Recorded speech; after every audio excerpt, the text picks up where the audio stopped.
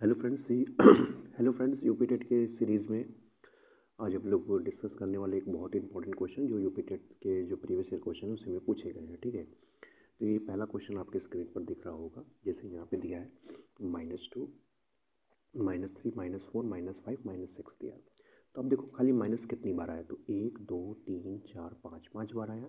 तो कभी भी माइनस अगर ऑड टाइम है जैसे 5 बार आया तो इसका फाइनल रिजल्ट -1 ही होगा। तो आएगा तो माइनस ही। अब इनका गुणा कर दो सीधे सीधे, 2 3 6, 6 चौका 24, 24 बच्चे 120, 120 का 6 से गुणा कर देंगे है ना, 120 और गुणे कितना 12 छंग 72 हो जाएगा, यानी इसका आ जाएगा माइनस में 720 इसका आंसर होगा। ठीक है, ठीक है ये तो यानी ऑप्शन नंबर कौन सा हो जाएगा, सी। चलिए अगले क्वेश्चन की ओर चलते हैं। अगला क्वेश्चन देखिएगा। अगला क्वेश्चन कह रहा है, इसको थोड़ा सा हम लोग बड़ा कर देते हैं, ये भी इम्पॉर्टेंट क्वेश्चन है।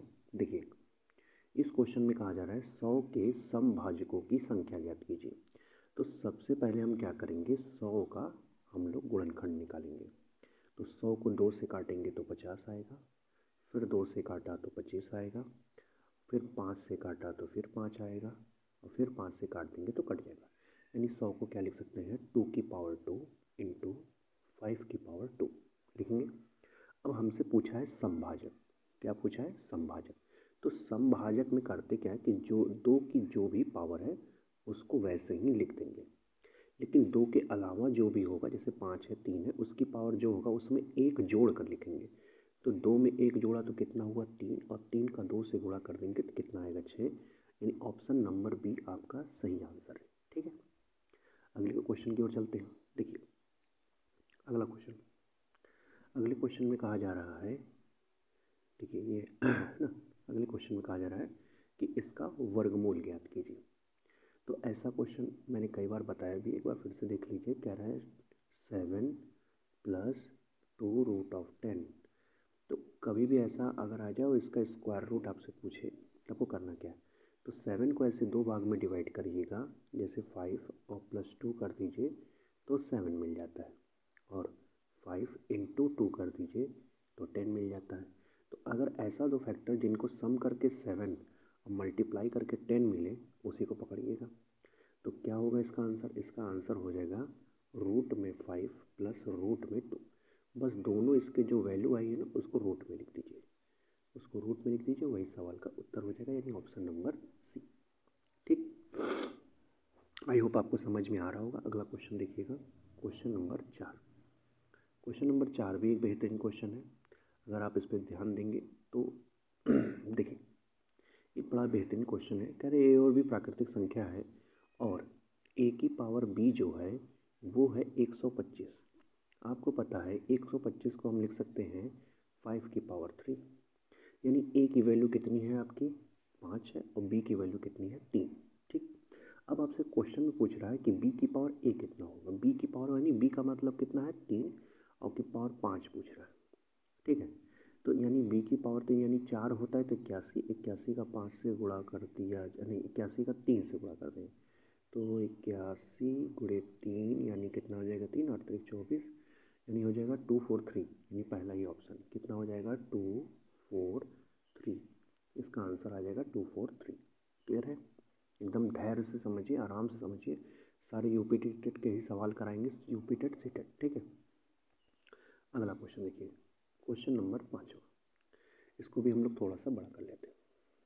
देखिए ये क्वेश्चन बेहतरीन क्वेश्चन ये भी है, या देखिएगा इसमें क्वेश्चन में कह क्या रहे हैं कि 3 है ना, 3 7 5 9 इंटू 9 5 7 3 के गुणनखंडों में है ना, कह रहे हैं दहाई अंक और इकाई अंक का योगफल क्या होगा। ठीक, तो देखो कभी भी ऐसा क्वेश्चन है कि दहाई और इकाई दोनों पूछ ले तो आपको करना क्या है, तो सबसे पहला काम करो कि पूरा मल्टीप्लाई नहीं करना है। ठीक है, पूरा मल्टीप्लाई नहीं, यानी यहाँ पे आप केवल और केवल केवल क्या लेंगे 59 लेंगे, और यहाँ पे क्या लेंगे केवल केवल 73 लेंगे। अब इनका मल्टीप्लाई कर देंगे तो 9 त्रिक 27, 27 के कितने हुआ 7, हासिल कितना 2, 3 बचे 15, 15 और 2 कितना हो जाएगा 17। ठीक, और फिर इसका बस एक बार इससे गुणा कर दीजिए। 9 सते 63 है ना, 9 सते 63, 63 के कितना होगा, केवल 3 बस। अब देखिए आपको करना क्या, अब इसको जोड़ दीजिए। जैसे 177 है ना, इसमें क्या करना है आपको कि ये बस यहाँ पे 3 ऐसे जोड़ देना है। तो यहाँ पे 0 हो जाएगा क्योंकि यहाँ पे कुछ नहीं रहता, तो यहाँ पे कट कर देंगे। तो ये कितना हो जाएगा 7, ये कितना हो जाएगा, टोटल मिला के हो जाएगा 20। तो यही इसका लास्ट 2 डिजिट आएगा 07। अब 07 को जब प्लस करेंगे तो कितना आ जाएगा 7, और यही इस सवाल का उत्तर हो जाएगा। अगर केवल दहाई का अंक पूछता तो 0, अगर केवल इकाई का अंक पूछ रहा है तो कितना 7, दोनों को जोड़ देंगे तो आ जाएगा टोटल कितना 7। बात समझ पाए? तो केवल ऐसे ही गुणा किया जाता है, ठीक है। चलो अगला क्वेश्चन देखो, क्वेश्चन नंबर 6। क्वेश्चन नंबर 6 क्या कर रहे हैं, तो इसको भी थोड़ा सा देखिएगा। ये मैंने एक टेस्ट लिया था, उसमें भी पूछा गया सवाल है, देखिएगा। हमने बताया है आपको, कभी भी ऐसा सवाल आ जाए कि a की पावर n प्लस b की पावर n सदैव a प्लस b से विभाजित होता है। किससे? a प्लस b से। तो देखो दोनों में 47 की पावर 43 है, और 43 की पावर 43 है, 47 की पावर 47 है ये। तो इनके जो कॉमन फैक्टर होंगे तो इसका a प्लस बी होगा। तो a प्लस बी का मतलब 47 प्लस 43, और फिर इसको भी जोड़ देंगे तो इसमें भी यही आ जाएगा। तो कौन सा ऑप्शन मिल रहा है? ऑप्शन नंबर डी, ठीक है। बाकी सब में देखिए पावर लगा है, इसके बीच में माइनस लगा है, सिर्फ इसी के बीच में प्लस लगा है, वो कोई पावर नहीं है।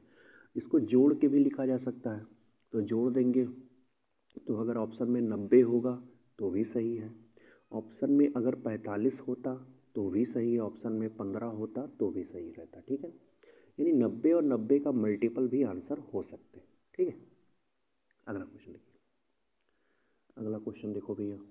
अगले क्वेश्चन की बात करें अगर हम, तो ये भी एक बड़ा बेहतरीन क्वेश्चन है 3 की डिविजिबिलिटी का, ठीक है। 3 की डिविजिबिलिटी का एक बेहतरीन क्वेश्चन है। कह रहे हैं कि 4 1 7 8 3 2 4, ये भैया ये आपका 3 से डिविजिबल है। तो 3 का सबसे छोटा पूर्णांक क्या हो सकता है? कोई दिक्कत नहीं। तो कोई कैसे करते हैं इस सवालों को? इन सवालों को करने का मतलब कि आप 3 को काटो, जैसे 3 कट गया, जोड़ दोगे 7 और 1 नहीं 7 और 2 9 कट गया, ठीक है।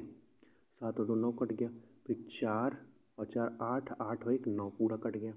तो बचा हमारे पास केवल बचा ए, यानी ए को ऐसा नंबर होना चाहिए। देखिए कह रहा है कि स्थान पर सबसे छोटा पूर्ण संख्या कौन सी हो सकती है।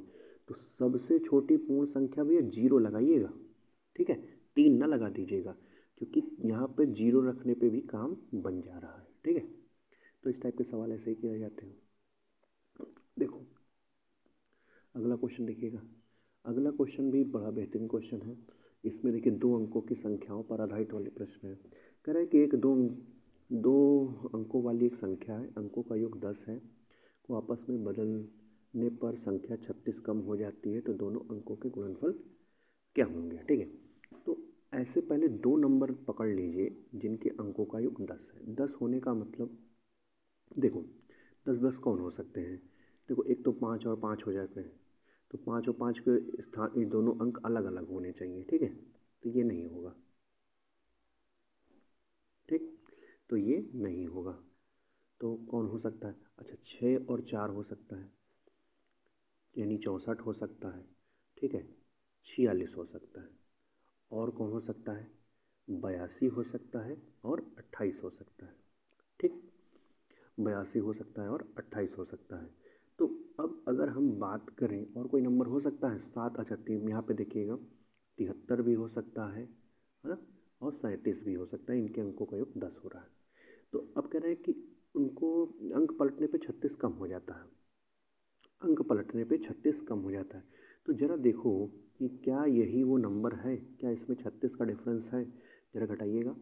तो यहाँ पे 17 में से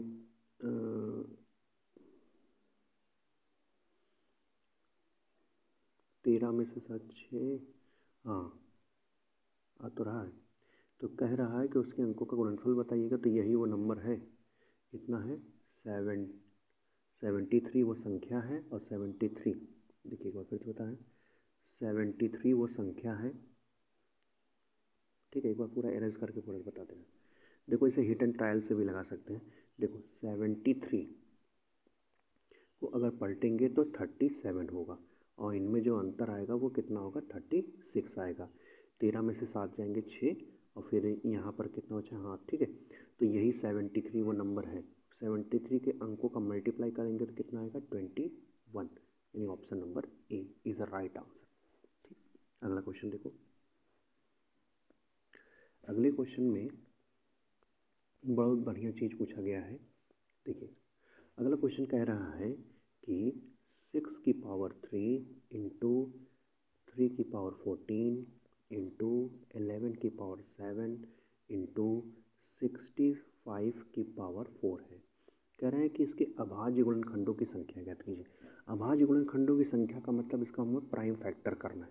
जैसे 6 टूट रहा है और ये 65 टूट रहा है, तो 6 को हम क्या लिख सकते हैं, 6 को लिख सकते हैं 2 की पावर 3 गुणे, जैसे 6 की पावर 3 है तो इसको 3 की पावर 3 लिख सकते हैं, ठीक है। बाकी यार ये क्या हो रहा है,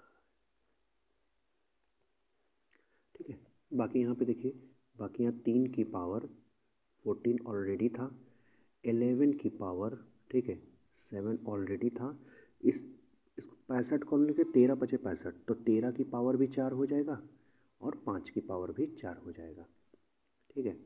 अब आपको करना क्या है कि बस खाली सबको आप पावर सबके ऐड कर दीजिए। तो पावर ऐड करते हैं, चलिए ये देखा जाए। देखिए 14 और 6 मिलके कितना हो जाएगा, 20 हो जाएगा। 20 और 8 मिलके कितना हो जाएगा, 28 होगा। 28 और 7, ठीक है, 28 और 7 मिलके कितना हो जाएगा, 35, यानी कौन सा ऑप्शन हो जाएगा, A. Option number A is the right answer, ठीक है। चलिए आगे चलते हैं। 10वां क्वेश्चन देखिएगा, ये भी एक बेहतरीन क्वेश्चन है। अच्छा 10वां क्वेश्चन वही है जो आपका 9वां था। तो 11 पे चलते हैं। 11 देखिएगा, 11 में क्या करना है हम लोग को। 11 बढ़िया क्वेश्चन है, ठीक है। ऐसे सवाल आते हैं, बहुत आते हैं। तो कहते हैं कि अभाज्य गुणनखंड हैं, यानी किस ऐसा कौन सा ऑप्शन है जिसका मल्टीप्लाई कर दें तो 1000 यानी 5005 मिल जाए हमको, ठीक है। तो चलिए सीधे सीधे इसका हम लोग गुणनखंड ही कर देते हैं, सभी पता चल जाएगा। तो ये आ जाएगा 5005। तो सबसे पहले इसको 5 से काटते हैं, तो ये हो जाएगा 1001, ठीक है। इसके बाद इसको हम लोग 7 से काटते हैं, देखिएगा 7 एक कम 7, फिर 3 बचा हमारे पास, 7 चौक 28, फिर 2 बचा तो 21, 7 तिरिक 21, ठीक। अब हम देखेंगे तो ये 11 से कट रहा है। अगर 11 से इसको अगर हम लोग काट दें तो 11 एक कम 11, 11 3 33, फिर एक बार 13 से कट जाएगा।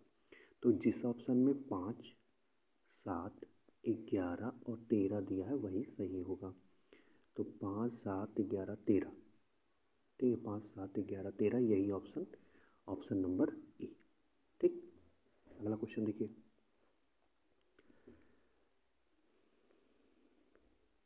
ये क्वेश्चन बहुत बेहतरीन है, इसको भी देखिएगा। इसको कैसे किया जा सकता है, जैसे हमें दे रखा है, कितना दे रखा है, हमें दे रखा है 105 का हमें क्यूब निकालना है, क्योंकि इसका 3 बार मल्टीप्लाई है। 105 का क्यूब निकालना है, ठीक है, ठीक। तो चूँकि 5 की पावर 3 है तो सबके लास्ट में 6 to 5 6 to 5 6 to 5 6 to 5 सब में आया। अगर मैं आपसे 105 का स्क्वायर निकालने के लिए कहता तो आप कैसे कहते हैं, इसमें एक जोड़, तो इसमें 100 से कितना ज़्यादा है, 5, तो 5 इसमें जोड़ देंगे तो हो जाएगा 110 और फिर 5 का स्क्वायर इसी के बगल में लिख देंगे, ठीक है, ये हो जाता। लेकिन हमसे तो क्यूब पूछा है, तो अगर क्यूब पूछा है तो एक काम और करते हैं कि हमारे पास दिया है 111,025, ठीक है। देखिए लास्ट के और इसका 100 कितने से भैया, 5 से फिर से मल्टीप्लाई अगर कर दें तो देखिए क्या मिलता है। तो 5 बचे 25, 5 ही आएगा, ठीक है। 2 आ गए हासिल और 5 दूना 10, 2 12 के 2 हासिल, कितना हो जाएगा 1। यहाँ 0 से गुणा करेंगे तो 0 से गुणा करेंगे तो कितना हो जाएगा, 1 ही हो जाएगा, क्योंकि कोई मतलब नहीं। देखो पूरा गुणा मत करो, 3 डिजिट मिल गया है ना। अब फिर इसका इससे करेंगे तो कितना हो जाएगा, 5 एकम 5, ठीक। फिर 0 से करेंगे तो ये आएगा 0 0 0, ठीक। यहाँ पे कट्टम कुट्टम, यहाँ पे कट्टम कुट्टम।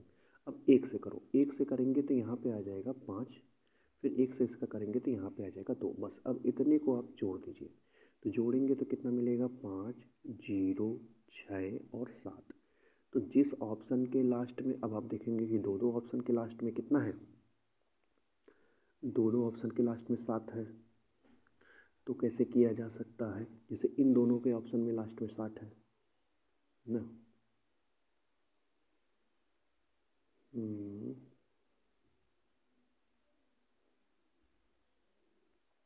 तो आप यहाँ पे देख पा रहे होंगे कि अगर ये 100 होता, 100 गुणे 100 और गुणे 100 होता, तो अब बताओ कितना आता, ठीक है। अब बताओ कितना आता, तो ये 100 के बाद क्या जीरो होता, 6 जीरो होता।